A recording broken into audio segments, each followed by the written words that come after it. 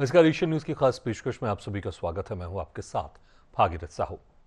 BJP प्रदेश अध्यक्ष हेमंत खंडेलवाल की अध्यक्षीय कार्यकाल की पहली प्रदेश कार्य समिति की बैठक 18 और 19 जुलाई को रामराजा सरकार के दरबार यानी ऊर्जा की धरती पर आयोजित की जा रही है। इस बैठक में पिछले दिनों संगठन के कार्यों को लेकर चिंतन मंथन किया जाएगा, तो वहीं चलाए गए अलग अलग अभियानों की भी समीक्षा की जाएगी।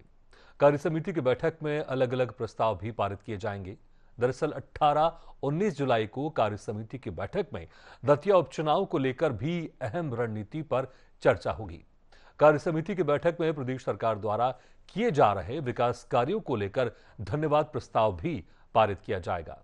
बैठक विशेष आमंत्रित सदस्यों में संभाग प्रभारी, जिला प्रभारी, विभिन्न मोर्चों के अध्यक्ष और प्रकोष्ठों के प्रदेश संयोजकों को शामिल किया गया है। तो इसी बैठक को लेकर खास चर्चा करेंगे हम आज, लेकिन पहले कुछ प्रतिक्रिया आपको सुना देते हैं। माननीय हेमंत भैया के प्रदेश अध्यक्ष बनने के बाद यह हमारी पहली प्रदेश कार्य समिति बैठक है, जो 18 और 19 जुलाई को राम राजा की नगरी ओरछा में संपन्न होगी। वहां हम संगठन के विभिन्न विषयों का चिंतन करेंगे, मंथन करेंगे। जो बैठकों का एक परंपरा रहती है कि विभिन्न प्रकार के प्रस्ताव भी पारित होते हैं, वह प्रस्ताव भी पारित होंगे। हम अपने मध्य प्रदेश के संगठनात्मक तंत्र की समीक्षा भी करेंगे। पिछले दिनों जो अभियान चले हैं, जैसे हमारा डिजिटल लर्निंग प्लेटफॉर्म के माध्यम से हमने कार्यकर्ताओं को डिजिटल प्रशिक्षण किया, उसकी भी हम समीक्षा करेंगे। आने वाले समय कुछ कार्यक्रम जो केंद्र से आएंगे, उसकी रूपरेखा भी इस बैठक में बनेगी। केंद्रीय नेतृत्व से भी वरिष्ठ नेतृत्व हमको मार्गदर्शन इसमें प्राप्त होगा। माननीय मुख्यमंत्री जी उसमें रहेंगे, माननीय प्रदेश अध्यक्ष जी पूरे समय रहेंगे ही, और केंद्र से भी हमारे वरिष्ठ पदाधिकारी हैं, उनका मार्गदर्शन भी हमको इस बैठक में प्राप्त होगा। तो राम राजा के मंदिर में बैठक कर रहे हैं, तो सबसे पहले ये बताएं कि वहाँ के 9 साल पहले जो चोरी हुई थी, क्या उसके अपराधी को पकड़ा? क्या वो जेल गया सलाखों के पीछे? मैं समझता हूँ कि इस पे ना हेमंत खंडेलवाल जी बोलेंगे, ना मोहन यादव जी बोलेंगे। तो चलिए इसे खास मुद्दे पर हम चर्चा शुरू करते हैं। जो मेहमान हमारे साथ मौजूद हैं, उनका आप लोगों से तारुफ करा देता हूं। हमारे साथ हैं वरिष्ठ पत्रकार रमेश शर्मा जी, भाजपा प्रवक्ता सागर कसेरा जी और कांग्रेस प्रवक्ता डॉक्टर सिंपी अग्रवाल जी। आप तीनों मेहमानों का स्वागत हमारे इस खास चर्चा में। सबसे पहले सागर जी, मैं आपके पास आना चाहूंगा, अगर आपको मेरी आवाज सुनाई दे रही। सागर जी, आप मुझे सुन सकते हैं? जी बिल्कुल, मैं सुन पा रहा हूँ। जी सागर जी, सागर जी देखिए, 2 दिवसीय एक अहम बैठक होने वाली है और सबसे खास बात यह है कि जो प्रदेश अध्यक्ष हेमंत खंडेलवाल, उनके कार्यकाल की पहली ये प्रदेश कार्य समिति की बैठक है। तो तमाम मुद्दे तो हैं जिसके ऊपर चर्चा की जाएगी, लेकिन विशेष फोकस किस चीज पर रहेगा, जरूर जानना चाहेंगे हम आपसे। देखिए बिल्कुल, मैं आपको क्लियर करना चाहता हूँ। सबसे पहले भाजपा आज जो सबसे बड़ी ताकत है, उसकी आज भाजपा की ताकत भाजपा की सरकारें नहीं है, उसका संगठन। सरकारें आती हैं जाती हैं, लेकिन संगठन ही किसी विचार को पीढ़ियों तक जीवित रखता है। और यही वो मूल कारण है जिससे भारतीय जनता पार्टी विश्व की सबसे बड़ी राजनीतिक पार्टी होने के बावजूद लगातार संगठन को मजबूत करने के लिए प्रदेश, जिला, मंडल और बूथ स्तर पर प्रशिक्षण और कार्य समिति बैठकों की परंपरा को सतत आगे बढ़ा रही। ओरछा में होने वाली जो 2 दिवसीय प्रदेश कार्य समिति की बैठक होनी है, ये केवल एक औपचारिक बैठक मात्र नहीं है। इसमें संगठन की समीक्षा होनी है, बूथ स्तर की मजबूती, जनसंपर्क, आगामी कार्यक्रमों की रूपरेखा और कार्यकर्ताओं की भूमिका पर भी व्यापक चर्चा होनी। पार्टी संगठन और प्रभाव को और ज्यादा प्रभावी कैसे बनाया जाए, इस पर महीनों की रणनीति पर भी विचार किया जाना है, क्योंकि भाजपा का मूल मंत्र है व्यक्ति निर्माण से संगठन निर्माण और संगठन निर्माण से राष्ट्र निर्माण। और इसकी दिशा में भारतीय जनता पार्टी इस बैठक के माध्यम से आगे भी बढ़े। और यही भाजपा और कांग्रेस के बीच का सबसे बड़ा अंतर भी है। कांग्रेस में जहां संगठन ऊपर से नीचे की तरफ उतरता है, वहीं भाजपा में संगठन नीचे से ऊपर चलता है। तो कांग्रेस में व्यक्ति के अनुसार संगठन बदलता रहता है। अभी देखिए, इनकी ग्वालियर में लिस्ट बनी थी, वहां क्या बवाल मचा, इंदौर के अंदर इस्तीफे हो रहे। भाजपा में संगठन सिद्धांत जो है बेसिकली व्यक्ति से बहुत ऊपर है। और इसीलिए आज हम कार्यकर्ता जो भाजपा में है, वो मेहनत, प्रशिक्षण और संगठनात्मक कार्य के आधार पर सतत आगे बढ़ता है। और हमारे यहाँ एक बड़ी सुंदर उक्ति है, जिस वृक्ष की जड़ें मजबूत होती हैं उसी की शाखाएं आकाश तक पहुंचती हैं। और भाजपा की जड़ उसका भूत का कार्य करता है। इसलिए भाजपा कार्य समिति में केवल भाषणों के लिए ये बैठकें नहीं किया करती, बल्कि आत्म मंथन भी करती है, लक्ष्य तय करती है, कार्य योजना बनाती है, कार्यकर्ताओं को जिम्मेदारियां दो।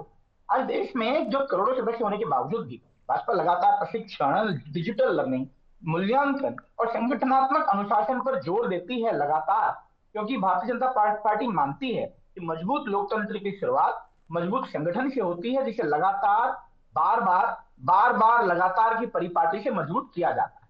और इसीलिए ओरछा का चयन भी प्रतीकात्मक हमारे लिए बहुत महत्व का है। भारत की सांस्कृतिक ऐतिहासिक विरासत से जुड़े इस क्षेत्र में जो कार्य समिति का आयोजन इस संगठन को राष्ट्र, संस्कृति, जनसेवा की भावना से जोड़ने का ठीक है माध्यम है। सागर जी, एक सवाल जरूर अपना- पूछना चाहूंगा, अपने- क्योंकि आपने अभी कहा कि मजबूत संगठन से मजबूत लोकतंत्र होता है, फिर आप ये भी कह रहे थे कि मजबूत संगठन से राष्ट्र का निर्माण भी होता है। तो इस पर कांग्रेस तो जरूर कहेगी, क्या सिर्फ बीजेपी के संगठन से ही राष्ट्र का निर्माण होगा या बीजेपी के मजबूत संगठन से ही लोकतंत्र मजबूत रहेगा? देखिए, लोकतंत्र तो सही संगठन, जनसेवा और सुशासन के लिए, राष्ट्र के लिए काम करने वाले संगठन से मजबूत, जो तो सिर्फ आज की डेट में भारतीय जनता पार्टी ही कर रही है। आज माननीय नरेंद्र मोदी जी के नेतृत्व में देश विकसित भारत के संकल्प के साथ जब आगे बढ़ रहा है, माननीय मोहन यादव जी के नेतृत्व में विकास सुशासन की दिशा में भारतीय जनता पार्टी की सरकारें काम कर रही हैं, अंतिम व्यक्ति तक अंत्योदय के लक्ष्य को लेकर हम पहुंचने का प्रयास कर रहे हैं, तो ये तो काम सिर्फ भाजपा में होता है ना। कांग्रेस के संगठन में तो आप देख रहे हैं उनके कार्यकर्ता खून से खत लिखते जा रहे हैं। भाई, इन्होंने प्रतीकात्मक रूप से पचमढ़ी में अपने संगठन की एक बैठक रखी थी, संगठन का सृजन का अभियान भी चलाया था, लेकिन ये तो जग जाहिर है संगठन में सृजन की जगह विसर्जन हो चुका। लोगों ने इनके पीसीसी के दफ्तर के बाहर बैठ करके धरने तक कर लिए। कितने लंबे आंदोलन कांग्रेस के अंदर ही चल रहा है। एक नेता मन से कुछ बोलता है, दूसरे दिन आके दूसरा नेता खंडन कर देता है। ये सब बातें छुपी तो नहीं है। तो जिस संगठन में संगठन ही नहीं बचा, सिर्फ व्यक्ति बचा है, परिवार के नाम पे परिवारवाद बचा है, तो वहां मुझे लगता है कि वो देश और राष्ट्र के निर्माण के विषय में क्या चिंता करेंगे। उनको सबसे पहले तो अपनी पार्टी को बचाने की चिंता करने की आवश्यकता है। सिंपी जी, वो कह रहे हैं कि जो एक अहम बैठक होने वाली है प्रदेश कार्य समिति की बीजेपी की, इससे राष्ट्र का निर्माण भी मजबूत होगा और लोकतंत्र भी मजबूत होगा। लेकिन जिस तरह से आपकी बैठक हुई थी वो उदाहरण दे रहे कि आप लोग की बैठक में सृजन की बात की जा रही थी, लेकिन वहां पर विसर्जन हो जा रहा था। एक अहम बैठक है बीजेपी की, अब 18 से 19 तारीख को 2 दिवसीय बैठक है, इस पर आपकी क्या प्रतिक्रिया? देखिए भागीरथ जी, लोकतंत्र और राष्ट्र निर्माण की बात पहले ये बाद में करें, पहले तो ये अपने संगठन को ही मजबूत कर ले तो ठीक रहेगा। सर्वप्रथम तो हम ये कहेंगे कि चौतरफा जो राम राजा मंदिर में चढ़ावा चोरी से घिरी हुई भारतीय जनता पार्टी की सरकार है, उनका संगठन ओरछा में बैठक कर रहा है, तो उम्मीद करते हैं कि इनकी जो कार्य समिति है वो प्रभु श्री राम राजा सरकार के चरणों में एक पश्चाताप के भाव के साथ वहां पर कार्य समिति की बैठक का आयोजन करेगी। दूसरी बात, जो ये कह रहे हैं कि हम अंत्योदय तक पहुंचने का लक्ष्य लेकर चल रहे हैं, तो भागीरथ जी अभी परसों ही रीवा से एक तस्वीर आ रही थी जहां पर एक बुजुर्ग महिला को चारपाई पर लेकर जाना पड़ रहा था उनके इलाज के लिए, और रास्ते में ही उनकी मृत्यु हो जाती है। तो इनके अंत्योदय का लक्ष्य तो खैर यही जाने। अब इनकी अगर कार्य समिति पर आ जाते हैं, तो कल एक रामेश्वर शर्मा जी का वीडियो वायरल हो रहा था, क्योंकि भाजपा के सम्मानित प्रवक्ता ने कहा कि व्यक्ति निर्माण से ही संगठन निर्माण होता है, तो उन्हें रामेश्वर शर्मा जी का वो वीडियो भी देखना चाहिए, किस तरीके से जो कार्यकर्ता उनको पुष्प गुच्छ दे रहे थे और वो उठा उठा कर उन्हें टेबल पर पटके जा रहे थे। तो उसमें संगठन निर्माण और व्यक्तित्व निर्माण तो कम दिख रहा था, और भारतीय जनता पार्टी के एक अहंकारी नेता का जो अहंकार है वो ज्यादा परिलक्षित हो रहा था। इनके जो नेतृत्व करता है आदरणीय हेमंत खंडेलवाल जी से यदि हम शुरुआत करें, तो यदि आप इनके पूर्व के जो अध्यक्ष देखेंगे, चाहे राकेश सिंह जी रहे हों या बीडी शर्मा जी या फिर नंद कुमार चौहान जी रहे हों, उनकी तरह अभी भी एक प्रदेश व्यापी स्वीकृति आदरणीय हेमंत खंडेलवाल जी को लेकर तो लगती नहीं है। तो कार्य समिति उनकी कितनी सुनेगी, ये भी एक यक्ष प्रश्न है। और जो कार्य समिति होती है, क्योंकि वो पूरे प्रदेश के मूल्यांकन का जो सर्वोच्च मंच होता है, तो एक बड़ी समस्या है भारतीय जनता पार्टी के कार्यकर्ताओं की, जो आजकल ऑफ रिकॉर्ड नहीं रह गई है बल्कि ऑन रिकॉर्ड है। ये जो कांग्रेस से जितने कार्यकर्ताओं और नेताओं को इंपोर्ट कर करके बीजेपी में लाए हैं और जिन्हें आप पदों से नवाज रहे हैं, तो जो भारतीय जनता पार्टी का मूल कार्यकर्ता है उसकी जो भावनाएं हैं इससे बहुत आहत हो रही हैं। और अभी 4-6 दिन पहले इंदौर के ही एक स्थानीय पार्षद और आपके जो अजा मोर्चा में आईटी सेल के अध्यक्ष रह चुके, उन्हीं का एक वीडियो वायरल हो रहा था जो इस बात से आहत थे कि कांग्रेस के लाए हुए एक कार्यकर्ता को आपने अजा मोर्चा का नगर अध्यक्ष बना दिया है। तो बहुत सारी चीजें हैं जिस पर भारतीय जनता पार्टी को मूल्यांकन करने की जरूरत है। ये सारा समय कांग्रेस पार्टी के ऊपर ही केंद्रित रखते हैं और स्वयं के संगठन को देख नहीं पाते हैं। पन्नालाल शाक्य की बात कर लें तो वो भी ऑन कैमरा जो है ज्योतिरादित्य सिंधिया जी को सलाहें देते रहते हैं कि किस तरीके से चाटुकारिता से घिरे हुए हैं ज्योतिरादित्य सिंधिया जी। कहीं उन्हीं के विधायकों को वो कोसते रहते हैं जो कांग्रेस से आयातित होकर आए हैं। तो पहली बात यह है कि भारतीय जनता पार्टी को कार्य समिति की बैठक कर रही है, अच्छी बात है, लेकिन जो कार्यकर्ताओं की मूल समस्याएं हैं उनके ऊपर ये कितना ध्यान देती है, या फिर इस कार्य समिति के अंदर सिर्फ आगामी दतिया चुनाव और होने वाले नगर पंचायत और नगर पालिका चुनावों पर ही अवलोकन होता रह जाएगा। तो फिर हम क्षमा चाहते हैं, इनका जो मूल कार्यकर्ता जमीन पर आज भी परेशान है इनकी अपनी नीतियों की वजह से। जब तक उसके ऊपर ये काम नहीं ठीक है, करेंगे ये तब अक्सर तक ना आरोप व्यक्ति निर्माण है ना आप लोग एक संगठन दूसरे पर निर्माण लगाते है। रहते हैं कि हमारे जो कार्यकर्ता हैं वो तो खुश हैं, लेकिन जो दूसरी पार्टी की, विपक्षी पार्टी की कार्यकर्ता है वो नाखुश हैं। ये आरोप हमने देखा दोनों तरफ से जरूर लगते हैं। रमेश शर्मा जी, देखिए, राजनीतिक बयानबाजी तो किसी की भी बैठक हो उस पर जरूर होती है, लेकिन यहां पर जिस तरह से आप देख रहे हैं 2 दिवसीय बैठक है, क्या कुछ इसमें अहम होता हुआ दिखाई दे रहा है? एक तो जो उपचुनाव होने वाले दतिया में, उस पर तो जरूर मंथन होगा, विचार भी जरूर होगा, और फिर आप पूरा कैसे देख रहे हैं, क्योंकि पहली प्रदेश अध्यक्ष हेमंत खंडेलवाल के कार्यकाल की पहली ये प्रदेश कार्य समिति की बैठक है, इसमें किस तरह की रणनीति बनते हुए आप देख रहे हैं? देखिए, मोटे तौर पर किसी भी राजनीतिक दल की अपनी परंपरा है, कार्यकारिणी की बैठक होती है, भाजपा में भी होती है, कांग्रेस में भी होती है। और चूंकि ये जो कार्यकारिणी की बैठक है, ये इस कार्यकाल उनके कार्यकाल की पहली बैठक है, तो स्वाभाविक रूप से इसमें 2 बातें की जो ज्यादा दिख रही है। एक तो जिन लोगों को सदस्य बनाया गया है, पदाधिकारी बनाया गया है, उनकी परफॉर्मेंस कैसी रहती है और वो संगठन को मजबूत करने के लिए भविष्य के क्या सुझाव देते हैं। एक तो ये बात महत्वपूर्ण रहेगी, और दूसरी ये महत्वपूर्ण रहेगी कि उपस्थिति में कौन कौन प्रमुख पदाधिकारी हैं जो इसमें उपस्थित नहीं हो पाए हैं। स्वाभाविक रूप से कहीं ना कहीं जो उपस्थित नहीं होंगे उनके कारण क्या है, लेकिन मुझे जो लग रहा है इस बैठक में 3-4 बिंदुओं पर अपेक्षाकृत अधिक चर्चा होगी। एक तो कहीं ना कहीं मध्य प्रदेश सरकार के काम को जनता तक कैसे पहुंचाया जाए, इसका कुछ ना कुछ फार्मूला तय होगा और टारगेट भी तय होंगे। केंद्र सरकार के कामों को जनता तक कैसे पहुंचाएं, उसका भी कुछ ना कुछ फार्मूला तय होंगे। तीसरा, कुछ बिंदु ऐसा हो सकता है कि जो विपक्ष अगर आरोप लगा रहा है तो उसका किस प्रकार से काउंटर किया जाए, इस बात पर भी चर्चा हो सकती है। और चौथी बात यह हो सकती है भविष्य की रणनीति, चूंकि और स्वाभाविक रूप से राम राजा के मंदिर में एक बैठक रखी हुई है। ओरछा दतिया के सबसे ज्यादा निकट नगरों में से एक माना जाता है हालांकि ओरछा, तो स्वाभाविक रूप से कहीं ना कहीं इस बैठक का प्रभाव और इसकी चर्चा दतिया में अपेक्षाकृत अधिक होगी। तो चूंकि तो इस वजह से भी ये स्थान का चयन मुझे लग रहा है किया गया है। और इसके अलावा इस दतिया उपचुनाव को लेकर के अगर कोई इसमें सब कमेटी बनती है, कमेटी बनती है, या अघोषित रूप से किसी एक व्यक्ति को उसका प्रभार सौंपा जाता है या कहीं ना कहीं उसको चिन्हित किया जाता है, क्योंकि कई बार भाजपा में ऐसा होता है कि एक चेहरा तो एक हो गया कि भाई ये प्रभारी रहेंगे, ये मार्गदर्शन करेंगे, टोली बन गई। इसके अलावा कहीं ना कहीं संगठन का जो कोई प्रमुख ऐसा व्यक्ति होता है जो कहीं ना कहीं सबको कोऑर्डिनेट करता है। तो मैं समझता हूँ इसकी भी एक बात हो सकती है। और इसके अलावा हेमंत खंडेलवाल जी का जो वक्तव्य होगा वो एक विचारणीय होगा कि वो किन मुद्दों पर जोर देते हैं, और जो केंद्र के पदाधिकारी आएंगे उस पर भी निर्णय हो सकता है कि वो किस बिंदुओं पर जोर दे सकते हैं। मैं इसके अलावा अगर कोई सदस्य अपने क्षेत्र की समस्याओं को व्यक्तिगत रूप से भी उठाने की इसमें जरूर चर्चा होगी, क्योंकि कुछ चीजें हैं जो भाजपा में यहाँ वहां से सुनाई दे रही हैं, तो हो सकता है उनकी सार्वजनिक चर्चा ना हो, लेकिन अपने पदाधिकारियों से उनको अवगत कराने का अवसर तो मिलेगा। जी बिल्कुल, इसमें कोई शक नहीं। और जिस तरह से सागर जी, देखिए, तमाम बिंदुओं पर चर्चा तो होगी। रमेश सर ने भी बताया कि किस तरह की बिंदु हो सकते हैं जिस पर चर्चा होगी, क्या कुछ उम्मीद होगी इस बैठक से। लेकिन एक सजेशन सिंपी जी की तरफ से भी आया, कांग्रेस प्रवक्ता भी एक सजेशन दे रहे हैं। वो कह रहे हैं कि जिस तरह से कुछ नेता ऐसे हैं वो चिंतित हैं कि बीजेपी में वो नेता आए हैं जो कांग्रेस में पहले थे लेकिन कांग्रेस से इंपोर्ट होकर अब बीजेपी में आ गए हैं, और उनको कुछ ऐसे पद दिए जा रहे हैं जिससे आपके जो वास्तविक बीजेपी के नेता कार्यकर्ता है वो थोड़े व्यथित हैं। क्या ये बिंदु पर भी चर्चा होगी?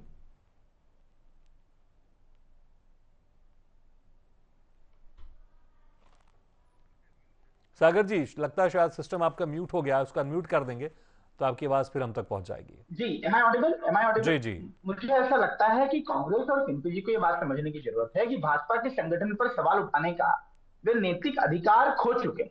जिस पार्टी में वर्षों से गुटबाजी, नेतृत्व को लेकर सार्वजनिक मतभेद और संगठनात्मक कमजोरी की चर्चा लगातार हो रही है, वह भाजपा को संगठन का पाठ पढ़ाने निकली है। ये तो ठीक उस कहावत को परिलक्षित करने का पैरामीटर है। इसमें कहा जाता है कि ये तो हकीकत है कि मेरे पैरों के नीचे जमीन नहीं है, और मजे वाली बात यह है कि मुझे मालूम भी नहीं। तो इसीलिए भाजपा के कार्यकर्ता जो हैं वो बुथ से बहुत आगे बढ़ करके नेतृत्व तक पहुंचते हैं। भाजपा की राजनीति संगठन पर आधारित है। कांग्रेस पर अक्सर ये आरोप लगता ही रहा कि वह नेतृत्व केंद्रित राजनीति करती है, जो बहुत प्रैक्टिकल है। हम देख ही रहे हैं, कितने सारे उदाहरण हैं। अभी जीतू पटवारी जी का उदाहरण ले लीजिए। जब उन्होंने कोई बात की तो उमंग सिंगार जी उसको काट देते हैं। ये दोनों कोई बात करते हैं तो दिग्विजय जी आकर के कोई नई बात निकाल देते हैं। तो ये तो बहुत प्रैक्टिकल सी बात है, और ये आरोप लगा रहे हैं भाजपा की कार्य संस्कृति पर।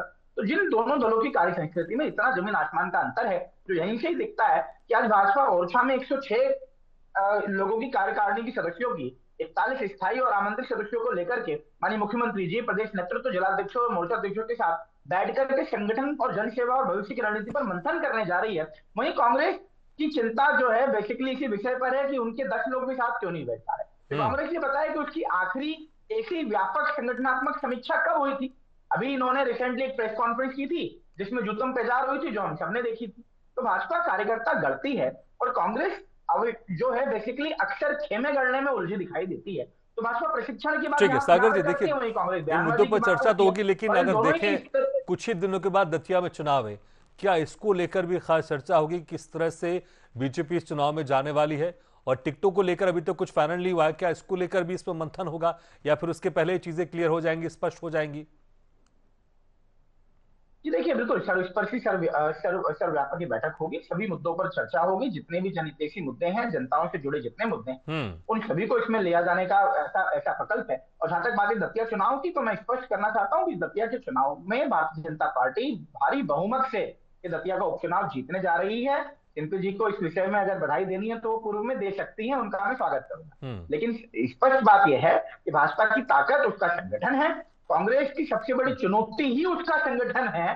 तो ये बहुत बड़ा बेसिक अंतर है। जो हमारी ताकत है वो उनके लिए चुनौती है। तो इसीलिए भारतीय जनता पार्टी कार्यकर्ता को अपनी पूंजी मानती है, और वहीं कांग्रेस में सबसे बड़ा संकट और सबसे बड़ी चुनौती उनका कार्यकर्ता है। तो ये मूलभूत अंतर है। ये इसका जो बीच का डिफरेंस है, मुझे लगता है अगर इस समझे तब जाकर के उनके कार्यकर्ता और उनकी पार्टी में अगर आत्मंथन की रेखा चले और उसकी बेला बढ़े, तो मुझे लगता है कुछ सुधार उनके संगठन में। ठीक है, ताकत की बात कर रहे हैं आप संगठन की। सिंपी जी देखिए, सीख लेने की भी जरूरत है, क्योंकि लगातार बीजेपी संगठन की ताकत की बात करती है, और इसके पहले भी आपने एक सवाल किया, उस सवाल में एक तरह से एक दूसरा पहलू यह भी था कि वाकई जो बीजेपी बात कर रही है ताकत को लेकर, लगता तो है वो ताकत है, तभी तो जैसे आपने कहा कि कांग्रेस के वो नेता या कार्यकर्ता बीजेपी में चले गए, और जिनसे वहां के बीजेपी के जो नेता कार्यकर्ता वो कहीं ना कहीं कुछ हतोत्साहित रहेंगे। लेकिन इसका एक पहलू ये भी तो है ना कि आपके पार्टी के जो नेता कई वर्षों तक आपके साथ रहे, लेकिन वो बीजेपी में जा रहे हैं, तो बीजेपी की ताकत ही तो है। और वो ताकत इसी तरह की बैठक से निकलकर सामने आती है,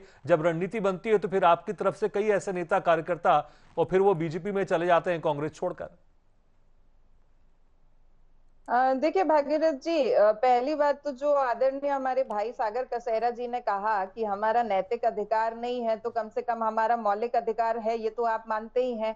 और क्या होता है कि धरातल पर ये अपनी पार्टी की समीक्षा करते नहीं है, ऑन कैमरा ये बात को स्वीकार नहीं कर पा रहे होंगे, हालांकि मन ही मन ये भी हमारी बात पर स्वीकारोक्ति रखते होंगे। और इन्हीं के जो कार्यकर्ता हैं वो गुपचुप तरीके से हम कांग्रेसियों को ये बताते हैं कि कभी मौका मिले तो ये बात जरूर रख दीजिएगा कि कैसे भाजपा का जो मूल कार्यकर्ता है उसको साइडलाइन किया जा रहा है। और जो प्रश्न भागीरथ जी आपने किया कि हमारे नेता यहाँ से वहां जा रहे हैं, तो किस तरीके से उन्हें हाशिए पर रखा हुआ है, जिसमें निर्मला सप्रे जी, सागर भाई सुन लो, सागर भाई सुन लो, सागर भाई सुन लो ना।